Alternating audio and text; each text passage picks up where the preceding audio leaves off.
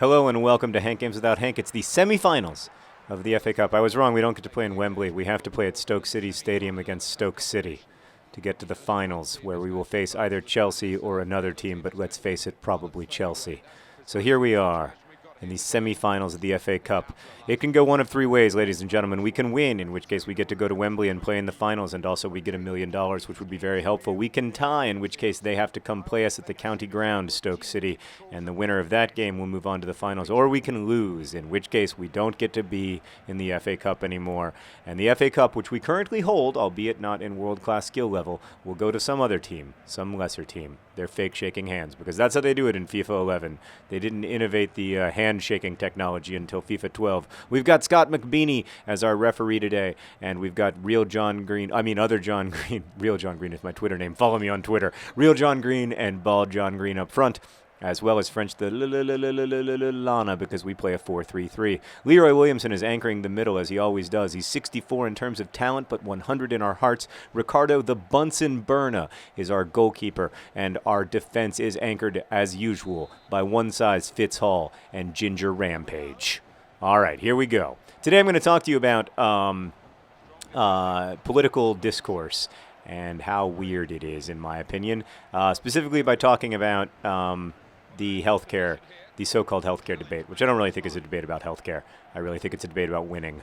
So I want to do that by talking about mandates.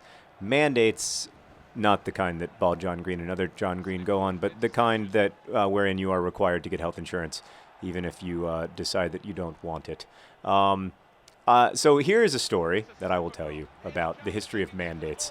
In the 1990s, when I was in college and shortly thereafter, Fitzhall, come forward a little bit, baby. Fitzhall, oh, you backed up. I wanted you to come. Ginger Rampage over the bar. If Fitzhall had been in that position, he scores 10 times out of 10. That's disappointing. So in the 1990s, when I was in college, was the first time that we had a serious universal health care debate in a long time. Hillary Clinton proposed that we have a universal health care system that was basically going to be very, very similar to what you see in most of Europe, not all of Europe, but most of Europe, where coverage is done through a large sort of public insurance pool. And that's the way most of the developed world does it. I should add that every country in the developed world, except for the United States, has universal health care, and that they all spend much less money in terms of per capita GDP. They spend much less on health care than the United States does, and at least many countries get better health care outcomes, or at least equivalent health care outcomes to what you see in the U.S. So, in the Netherlands, in Germany, in France, and the UK, the healthcare outcomes are at least equivalent and in some cases better to U.S. healthcare outcomes, but for literally a small fraction of the cost. So we've always known that because the problem is in the United States right now that we already have universal healthcare. It's just that we have a very disorganized system of universal healthcare, because if you don't have insurance and you go to the hospital or you get cancer or something, you do get treated for your illness. It's just that you have to declare bankruptcy if you can't pay for that treatment, and then the cost of that treatment is shared among the state and insurers and the people who have insurance. Basically, the cost gets passed on to us. It's done so in a very inefficient, time-consuming, costly way, which is a lot of the reason why our healthcare is 16% of our GDP and France's healthcare is 9% of its GDP. Ricardo Bunsen Berna calmly taking it out from the back. Beautiful stuff there, baby. All right. I'm trying to do long balls more because I'm told they work, but they never work for me. So that's the background. In the 90s, Hillary Clinton and to a lesser extent her husband, the president, proposed universal healthcare solutions that would look a lot more like those big government. Oh, how could we not finish there? Those big government solutions that you see in the UK. Republicans responded to this by arguing that there should be market solutions to this problem, and that free markets are usually more efficient when it comes to finding good solutions for big for big issues like healthcare, for commodities like healthcare. And that's true. I agree with that. And so they proposed something called the individual mandate, in which people would be they would be able to choose what kind of insurance they wanted, but they would have to choose some kind, because no public insurance option fits all. One size fits all. Big, tall, short, small. One size fits all with a huge tackle. Huge tackle. Oh, I tried to do a special move and get past him, but it didn't work. So instead, I had a great tackle. That also didn't work. So that was the Republican kind of counter proposal for how we were going to solve the healthcare crisis, which was not as serious then as it is now, because it was still a smaller percentage of our GDP than it is now. Anyway, that's why like Mitt Romney, Santorum, and Gingrich are all on record as being in favor of mandates before they were opposed to them, because every Republican was in favor of mandates in the 90s. And so if you were alive and in politics in the 90s and you were conservative, you saw these mandates as kind of the essential the great solution that was out there waiting for us, that we could have these healthcare exchanges where private insurers would be incentivized to act efficiently, and people could go and they could choose from among insurers, and so there would be real competition between insurance companies. Prices would be kept as low as possible, and people would have to get healthcare. And that would be great, because the truth is we all need healthcare. You need it from before you're born. So, you need prenatal care, and then you need to go to the doctor periodically. And you can pay for these things in advance, I suppose. You can't pay for prenatal care in advance because you're still inside your mother. But you can pay for these things to an extent, but only to an extent, because there will come a time, at least at which most people won't be able to pay, and then those people will be forced to declare bankruptcy, which again is very inconvenient for our system. So that was why they proposed these mandates. Then in 2008, the next time healthcare became a big deal, because there was again a Democratic president, he basically, it was more Congress than Obama himself.